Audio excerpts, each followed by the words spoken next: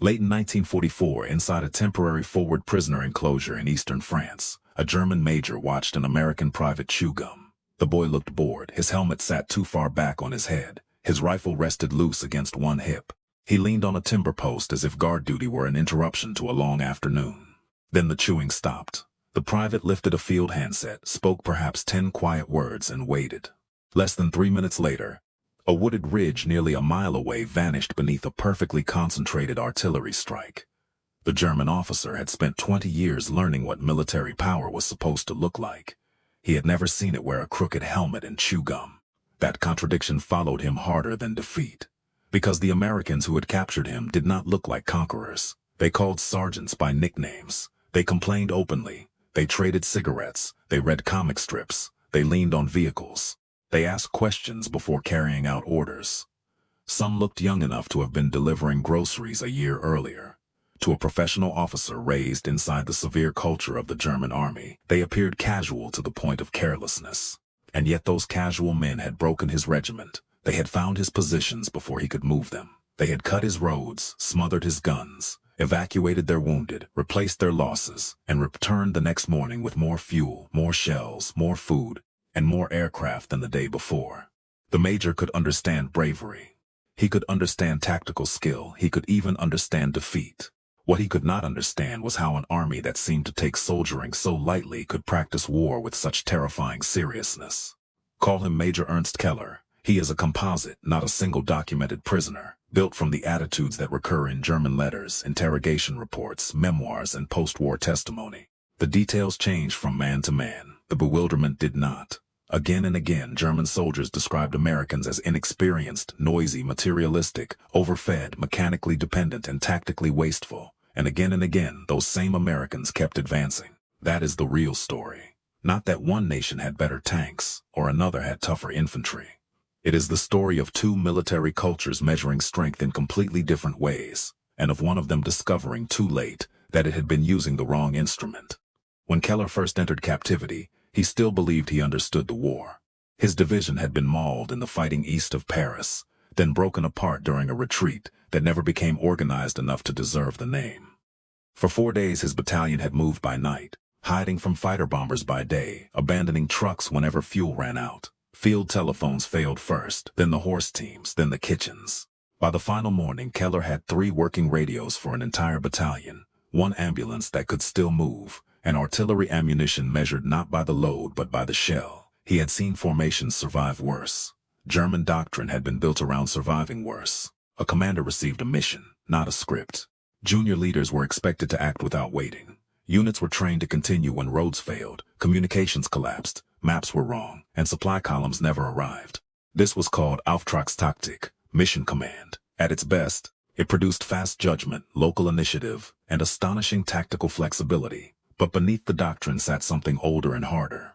A belief that the decisive weapon was not the truck, the radio, or the shell. It was the human will. German military culture had a word that came close to expressing the ideal: Haltung, bearing, composure, the inner posture of a man who remained upright while everything around him collapsed. Haltung meant cold without complaint, hunger without self-pity, fear without visible hesitation. It meant that hardship did not merely happen to a soldier. Hardship revealed him.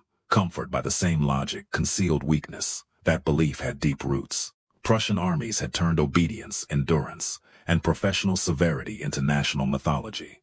The humiliation of 1918 hardened it further. Many officers convinced themselves that Germany had not truly failed on the battlefield, but had been weakened by civilians, politicians, strikes, argument, softness, by a society that had not matched the soldiers' resolve. The lesson absorbed by the next generation was poisonous and simple. Never let the front depend on the courage of the rear. Never trust comfort. Never trust democracy. Never trust an army that talks more about living than dying. The Nazi state then fused that older military pride with racial ideology and total war. The German soldier was no longer merely trained to endure. He was told his endurance proved superiority. Scarcity became virtue. Obedience became purity. Suffering became evidence that history had chosen him. It was an extraordinarily powerful way to make men continue under conditions that should have broken them. It was also a disastrous way to judge an enemy who had decided that suffering was not sacred at all. Keller's first close look at the Americans came after the last position of his battalion was destroyed. The attack itself had been almost impersonal. Not a storm of shouting infantry, not a dramatic charge. First came reconnaissance aircraft, then artillery, then more artillery, shifted by map reference with a precision Keller found difficult to believe. His forward trench disappeared. His reserve trench disappeared. The orchard behind the command post broke into splinters. Every time runners tried to move, another concentration landed across the route they needed. The Americans were not attacking his courage. They were removing his options. By noon, the battalion had become a set of isolated holes containing exhausted men. Keller gave the order to surrender. He expected roughness. His generation had learned that capture was another contest of will. A prisoner stood straight. He showed nothing. He gave name, rank, and number. If struck, he did not react. If mocked, he offered silence. The first American who searched him was a corporal with freckles and mud on his knees. The corporal took Keller's pistol, checked his pockets, glanced at the ribbon on his tunic, and said, almost apologetically, "That's all, Major." Then he held out a cigarette. Keller stared at it. Not because he had never seen an American cigarette, because he understood its value. In German units, tobacco was ration, reward, currency, memory. Men split cigarettes. They saved the last one for a night march or a burial detail. A full pack could buy food, labor, information. The American corporal had opened a fresh pack and offered one to a defeated enemy as casually as a man lending a match. Keller refused. The gesture felt less like kindness than an insult from another economic universe. 20 yards away, an American medic was cutting away the trouser leg of a wounded German grenadier. The medic cleaned the wound with sterile gauze, injected morphine from a syringe, hung plasma, and marked the treatment on a card. Then he covered the prisoner with a blanket. Keller noticed the blanket before anything else. It was clean, not new but clean. A clean blanket in a shell-torn field used on a man who had been shooting at its owner an hour earlier. That single object disturbed him more than the rifle pointed at his back. It implied reserves, replacement, a system with enough depth to spend cleanliness on the enemy. The aid station was full of such insults: white dressings, rubber tubing, metal instruments in fitted cases. Penicillin discussed as routine rather than miracle. Jeeps moving wounded men before shock became fatal. Clerks recording names so that bodies and prisoners would not simply vanish. Nothing seemed improvised. Nothing depended on one gifted surgeon, one heroic driver, one irreplaceable mechanic. Each task belonged to someone. Each tool had a place. Each man appeared replaceable without being treated as disposable. Keller had been taught that armies revealed their character by what they asked men to endure. The Americans seemed to reveal theirs by how much endurance they could prevent. He considered that weakness. At first, the prisoners were taken west in the back of a GMC truck. Keller sat upright against the jolting boards and watched the road. That road became his second interrogation. American traffic moved in both directions without pause. 2.5-ton trucks rolled toward the front carrying ammunition, fuel cans, bridging equipment, replacement tires, field kitchens, mail sacks, rations, spare engines, cable reels, medical chests and things Keller could not immediately identify.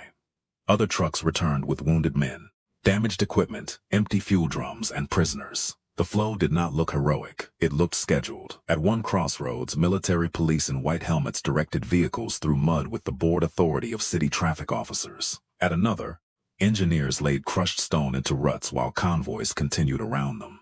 A broken truck had already been pulled aside. Its cargo was being transferred before anyone attempted repair. The road was not merely supporting the battle. The road was part of the battle. Keller saw the famous American 2.5-ton truck everywhere. The GMC CCKW, standardized, common, almost offensively ordinary. That ordinariness mattered. German formations used a bewildering mix of military trucks, captured civilian vehicles, French models, Czech models, Italian models, and horse-drawn wagons. Every different engine demanded different parts, different knowledge, different luck. The Americans seemed to have made an army out of repetition. The same trucks, the same fuel cans, the same tires, the same radio batteries, the same crates built to be handled by the same equipment. It offended the craftsman's pride in Keller. German mechanics could resurrect machines that should have been dead. They welded broken brackets by lantern light. They machined substitute parts. They stripped abandoned vehicles. They performed miracles with wire, leather, and curses. American mechanics appeared to need fewer miracles because the system had been designed to make miracles unnecessary. Keller did not yet admire that. He called it crude, mass-produced, spiritless, but he kept watching. A field kitchen stood beside the road, sending steam into the cold air. Soldiers filled metal cups with coffee and returned to their trucks. Real coffee, not roasted barley, not acorn substitute. not a thin black liquid described by propaganda as proof of sacrifice. Coffee. The prisoners smelled it before they saw it. One of Keller's sergeants began to laugh. It was not amusement. It was the laugh of a man whose last explanation had failed. He had spent 3 winters telling younger soldiers that deprivation made them stronger than the enemy. Now the enemy was defeating them while drinking coffee on schedule. Keller built a defense inside his own mind. The Americans were not better soldiers, he decided. They were customers of an industrial service. Their battlefield success came from material abundance, not military quality. They did not overcome difficulty. They purchased its removal. This interpretation preserved the hierarchy that mattered to him. German soldier above American soldier. German will above American comfort. German art above American quantity. If the Americans won, it was because a factory had dropped a mountain on a swordsman. Unfair, perhaps. Powerful, certainly. But not superior in the deeper sense. That became the first wall of Keller's explanation. The second wall appeared at the prisoner camp. American guards carried radios everywhere. Some were bulky backpack sets. Others were mounted in jeeps. Handsets hung from belts or rested beside gate posts. Antennas rose from trucks, command cars, ambulances, artillery vehicles, and tanks. The air itself seemed occupied. A driver delayed at one gate spoke into a microphone. A minute later, another route was opened. A water trailer failed to arrive. A sergeant made one call.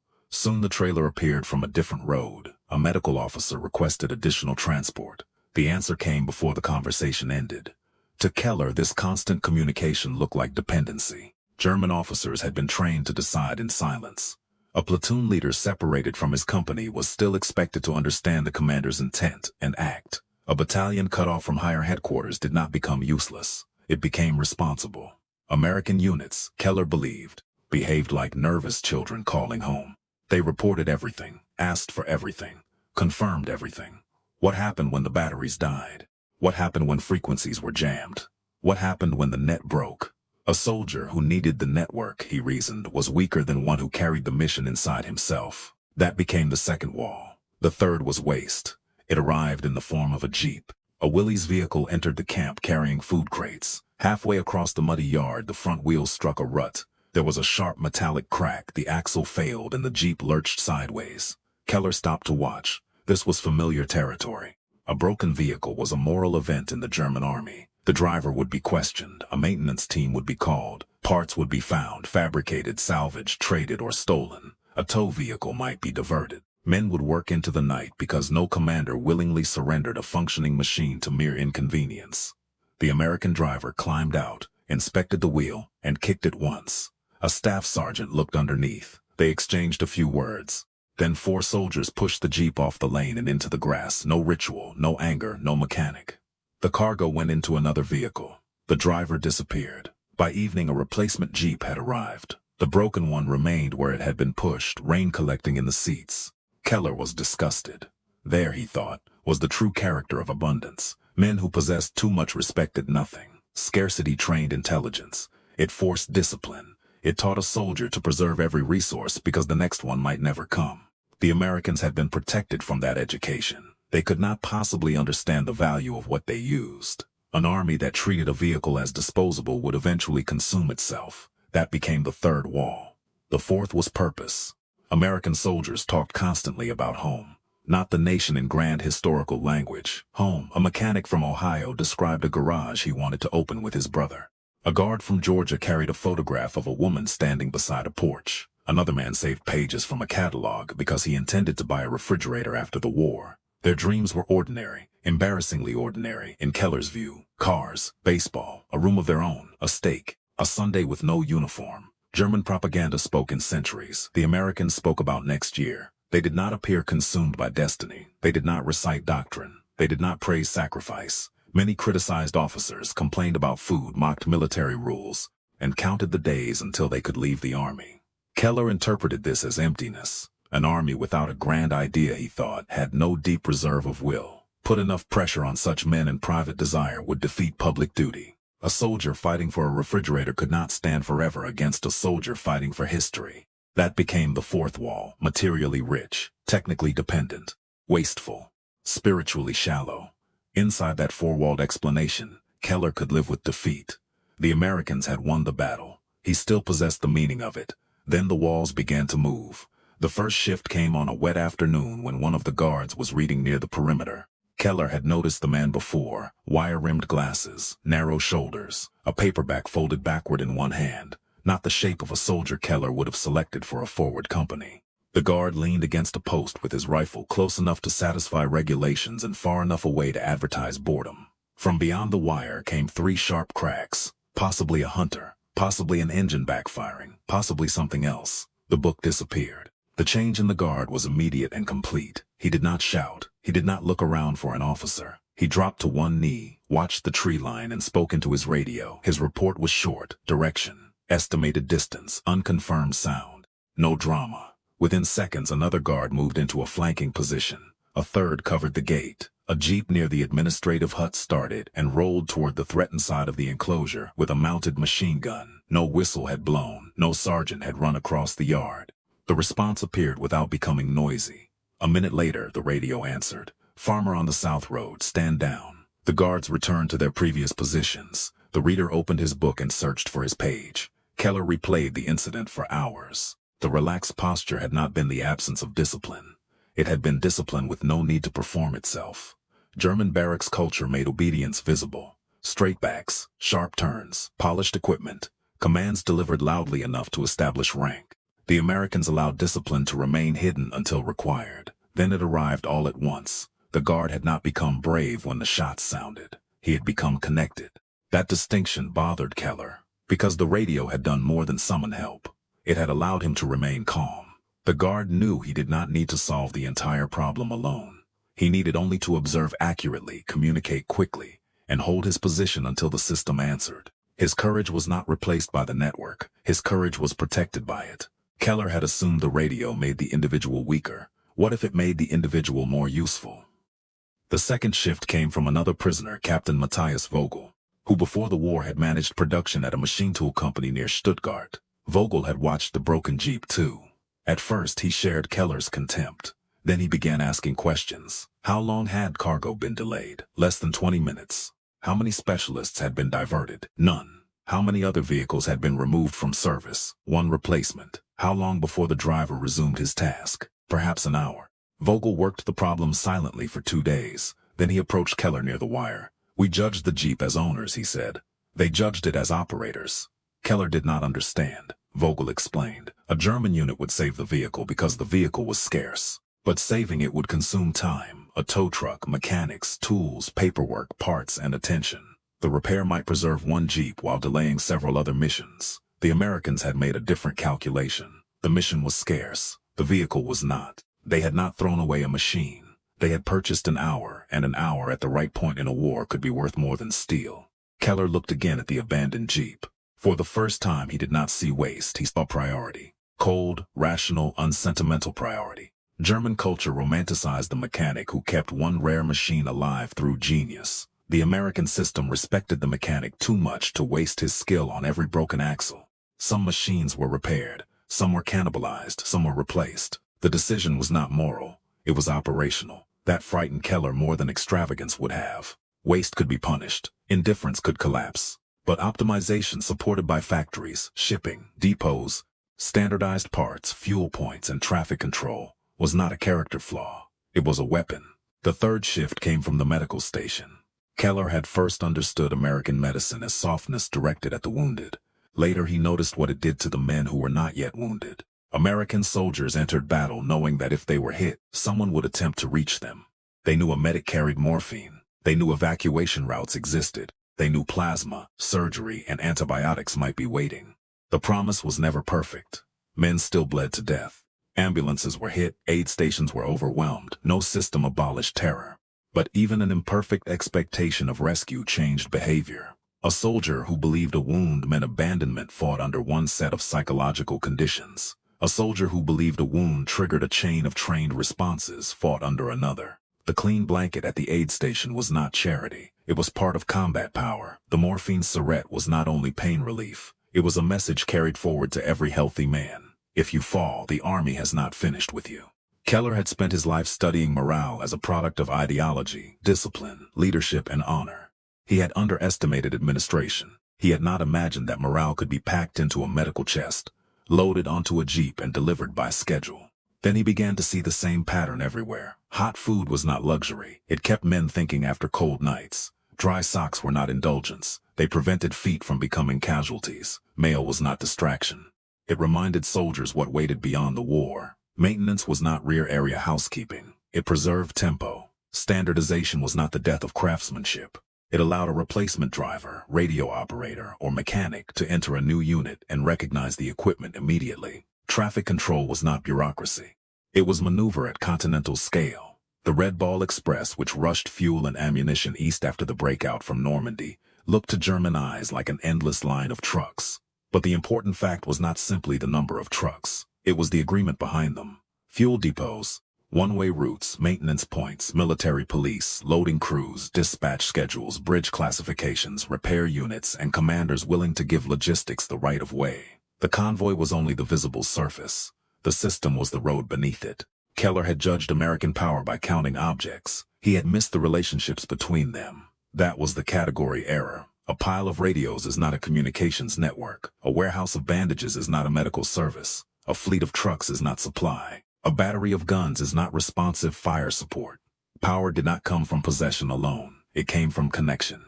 The Americans had built connections everywhere. An infantry observer could speak to a company command post. The company could reach battalion. Battalion could coordinate mortars, artillery, engineers, armor, transport, and aircraft. Fire direction centers could combine data from multiple guns and shift concentrations quickly. Standard map grids gave men a common language. Standard procedures allowed separate units to cooperate without long personal familiarity. A private did not need to become a genius. He needed to identify the problem, send a clear signal, and trust the correct part of the system to answer. Germany had spent generations trying to create exceptional soldiers. America had invested in making ordinary soldiers extraordinarily well supported. The difference was easy to mock in peacetime. In industrial war, it became decisive. One evening, Keller listened to two American guards argue about a baseball player. The argument became loud enough that a sergeant told them to lower their voices. Neither man snapped to attention. Neither apologized properly. One rolled his eyes. Keller would once have marked the exchange as proof of decaying authority. Now he noticed something else. 10 minutes later, the same two men changed shifts exactly on time. They checked ammunition, confirmed the radio, inspected the gate lock, repeated the watch instructions back to the sergeant. Their respect for the ritual was weak. Their respect for the function was not. German discipline often demanded obedience to form because form was believed to shape character. American discipline tolerated contempt for form as long as the task was completed. That tolerance had limits. The U.S. Army could be rigid, punitive, and bureaucratic. It contained poor officers, exhausted units, racial injustice, confusion, waste, cowardice, and failure. The system was never as clean as it appeared from behind prison wire. But Keller's mistake had never been believing America was flawless. His mistake was believing informality meant absence of order. The order was there. It was simply aimed outward toward results rather than inward toward appearance. This was why an American private might complain about an order and still carry it out. Why a sergeant could use a first name and remain obeyed. Why a unit could look loose during rest and become precise under threat. Why soldiers who did not speak like fanatics could fight with stubborn force. They were not trying to become war. They were trying to finish it. Their private dreams, cars, porches, jobs, kitchens, weddings, were not proof that they lacked a cause. Those dreams were the cause in its smallest, strongest form. A 1,000-year empire was abstract. A mother's house was not.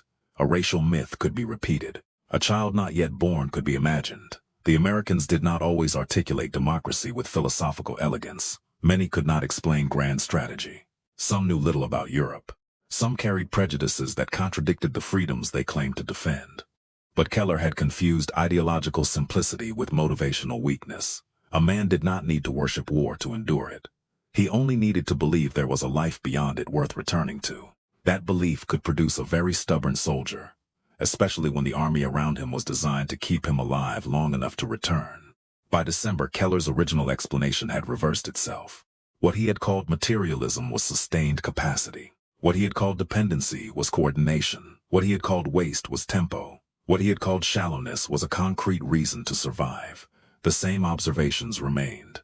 Only their meaning changed. The gum was still there. The coffee was still hot. The jeep was still abandoned. The guards still complained. But each detail now pointed in the opposite direction. The American soldier looked comfortable, Because an enormous organization labored to keep preventable misery away from him. He looked casual because the chain of support reduced the need for theatrical hardness. He looked ordinary because the system did not require every man to be extraordinary at everything. He needed to be competent at his task, dependable in the network, and able to call for the rest. The soldier was not the weapon, he was the lever. Behind that lever stood factories, rail yards, ports, ships, depots, repair battalions, signal units, map makers, clerks, nurses, engineers, truck drivers, petroleum crews, artillerymen, weather officers, and millions of civilians whose labor never appeared in the rifle sight. A German soldier was trained to carry more of war inside himself. An American soldier was trained to reach more of war outside himself. The first system produced formidable individuals. The second gave ordinary individuals access to formidable power. Keller still resisted the conclusion. He needed one final demonstration. It came on a gray afternoon near the end of the year. The guard at the north side of the enclosure was new. An artillery observer temporarily assigned to perimeter watch. 19, perhaps 20. Round face, clean jaw, helmet tilted back, gum moving slowly in one cheek. He leaned against the post and watched a road climbing toward a wooded ridge. Keller watched him from habit. The young American represented the puzzle in its purest form. No visible severity, no officer's bearing. No sign that history rested on his shoulders, just a tired boy holding a rifle. Then his posture changed, not dramatically. His head lifted, the chewing stopped, his eyes fixed on the ridge. Keller followed the line of sight. At first nothing, a farmhouse, bare trees, a cut in the road. Then a tiny flash of reflected light, metal perhaps, glass, a vehicle moving where none should be. The guard did not call to the tower, he did not fire. He lifted the handset attached to the field line and gave a short report. Grid reference, movement near the farmhouse, direction of travel, possible military vehicle. He listened, corrected one number, then returned the handset to its hook. That was all.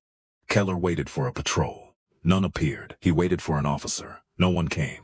The guard remained standing, rifle ready, eyes on the ridge. 1 minute passed, then another. The old contempt tried to return. Perhaps the report had gone nowhere. Perhaps the network was slower than it looked. Perhaps the boy had handed responsibility upward and absolved himself. Then the first shell landed. It struck beyond the farmhouse, a ranging round. A second landed short. The guard spoke again, a correction. Then the ridge erupted. Not in the wandering violence Keller had known when guns fired from incomplete maps and broken communications. This was concentrated. Several batteries perhaps. Their fire gathered onto the same small area. Tree trunks jumped. The road vanished under earth and smoke. The farmhouse wall folded inward. The strike lasted less than a minute, then it stopped. The silence afterward felt engineered. Keller looked at the guard. The boy listened to the handset, said Roger. Then he relaxed. The gun began moving again. There it was, the entire war reduced to one scene. A young private had seen something uncertain. He had not needed to identify the enemy alone. He had not needed to run to headquarters. He had not needed to calculate firing data, find ammunition, align guns, or persuade a commander to care. He only needed to observe, report, and remain available. The system took his 10 words and translated them into maps, telephones, fire control calculations, gun crews, fuses, propellant, trucked ammunition, and steel arriving at the correct patch of ground. The private had not possessed the artillery. He had accessed it. That was more important. Germany's ideal soldier was a self-contained craftsman of violence. The American soldier was a control point, a hand on a lever. He looked weak only if strength was measured by what one man carried alone, measured by what one man could bring into action. He was among the most powerful soldiers in history. Keller finally understood why the Americans had been so difficult to fight. It was not that they never made mistakes. They made many. It was not that their soldiers were never afraid. They were. It was not that they always used firepower intelligently. They did not. American units could be clumsy, inexperienced, wasteful, and slow to learn. German troops often exploited those weaknesses and inflicted severe losses. But the American system had a quality more dangerous than perfection. It could absorb error. A poor decision did not always destroy the unit because replacement equipment arrived. A wounded man did not always become a permanent loss because evacuation moved quickly. A broken vehicle did not always stop the column because another could take its place. A cut wire did not always isolate the position because radio offered a second path. A local failure did not automatically become catastrophe because the network held reserves. German excellence had often been brittle. It depended on highly trained leaders, experienced non-commissioned officers, scarce specialists, and machines kept alive by individual skill. Lose enough of those people, and the quality could not be replaced quickly. American effectiveness was less elegant at the point of contact but more renewable. It did not need every engagement to be brilliant. It needed the larger system to keep learning, supplying, replacing, and returning. That was the hidden contest of the war. Not toughness against softness, not courage against comfort, but two answers to the problem of friction. Germany trained men to endure friction. America organized to remove it. Germany asked the soldier to compensate when the system failed. America built layers so the system could compensate when the soldier failed. Germany treated scarcity as a test of character. America treated scarcity as an engineering problem. One approach could produce astonishing battlefield performance. The other could keep producing battlefield performance after the first astonishment was gone. This is why the American habit of oversupplying troops was not merely economic excess. Food preserved strength, fuel preserved movement, radios preserved awareness, medical evacuation preserved manpower and confidence, standardized parts preserved time, artillery coordination preserved infantry, mail preserved identity, coffee preserved attention at 3 in the morning. Each item looked small when isolated. Together they changed what a soldier was required to be. He did not have to be a scavenger, mechanic, courier, porter, medic, and philosopher of deprivation all at once. Specialists and systems carried more of those burdens. That left him more attention for the immediate problem. Find the enemy, hold the position, move when ordered, report what changed, survive long enough to do it again. The American army did not eliminate suffering. No army could. Normandy, the Hurtgen Forest, the Ardennes, Anzio, and the Pacific proved that American soldiers could be thrown into confusion, mud, cold, fear, and terrible loss. But the institutional instinct remained. Do not praise a hardship that can be solved. Solve it. Do not ask a man to freeze if a coat can be delivered. Do not ask a runner to cross shell fire if a radio can carry the message. Do not save a truck if saving it delays the mission. Do not waste an infantry company attacking what artillery can destroy. To Keller, these choices had first looked unsoldierly, because his tradition had made suffering part of military identity. Remove too much suffering and what remained to prove the man? The Americans answered with a different question. Why should the man have to prove anything the machine could do for him? That question contained the future. By 1944, the American soldier at the front stood at the end of a chain that began far beyond France. Ore became steel. Steel became engines, rails, ships, rifles, shell casings, field stoves, surgical tools, and radio chassis. Factories produced them to common standards. Railroads moved them to ports. Cargo ships crossed oceans under escort. Dock crews unloaded them. Depots sorted them. Transportation units pushed them forward. Clerks recorded them. Mechanics maintained them. Signal troops connected them. Artillery units converted them into fire. Medical units converted them into survival. The infantryman was the final user of a continental process. He did not need to see it. He needed it to work. Keller had seen only the last few feet of the chain. A cigarette, a clean bandage, a replacement jeep, a cup of coffee, a handset. He had mistaken those visible comforts for the absence of seriousness. In reality, they were evidence of seriousness operating at a scale he had never been taught to recognize. The German army had turned the soldier into the center of war. The American army had turned the soldier into the endpoint of a system. That did not make the American less human. It made the burden around him less dependent on heroism, and that may have been the hardest truth for Keller to accept. His world had treated heroic endurance as the highest military virtue. The Americans had made heroism cheaper by making it less necessary. They had not surpassed the German soldier by demanding more from every man. They had surpassed the German system by demanding less that should never have been demanded in the first place. At the wire, the young guard continued chewing. Behind him, a truck arrived with mail. A cook carried a container of hot food toward the hut. A radio operator checked a battery. Somewhere beyond the ridge, artillery crews reset their guns. None of those men looked like the master of the battlefield. Together they were. Keller had spent the war searching for strength in the face of the enemy soldier. He expected it to look hard. Hungry, silent, severe. He found a boy with gum, and behind that boy he finally saw the lever. Germany had trained men to survive the machine. America had built a machine that made one ordinary man powerful enough to move the war.